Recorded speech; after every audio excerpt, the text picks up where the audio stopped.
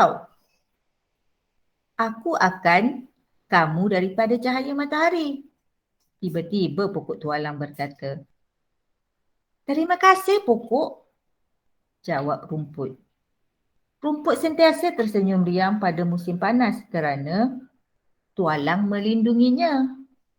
Semasa hujan lebat, rumput pergerakan air di kawasan lereng itu. Pokok tualang berasa gembira kerana air yang itu tidak menghakis tanah di lereng itu. Jadi pokok tualang tidak tumbang. Okey, itu cerita tentang saling memerlukan di antara pokok tualang dengan apa? Rumput. Okey, semua dah isi jawapan dia kan? Lepas ni kita nak tengok bercerita pula. Cuba kamu bercerita. Okey. Perenggan yang kedua. Di bawah pokok tualang itu rumput. Apa jawapan dia? Kejap. Rumput.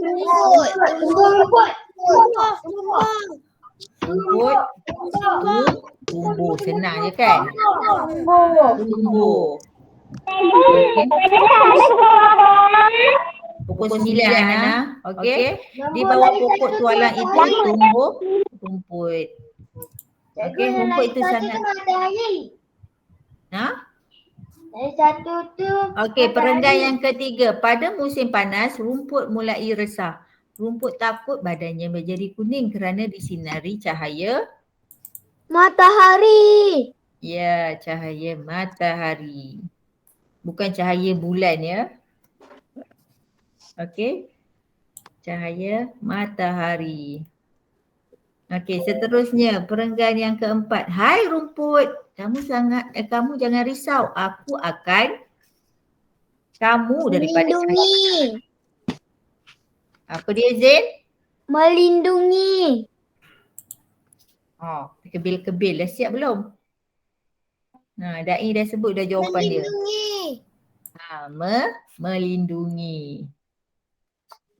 Kamu daripada cahaya matahari. Rumput dia kan dekat tanah je kan. Pokok tualang ni tinggi, besar, rendang daun dia. Okey. So bila pokok tualang ni hidup subur je, so rumput ni dia akan terlindung daripada cahaya matahari. Okey, seterusnya perenggan yang Rumput tu gerak.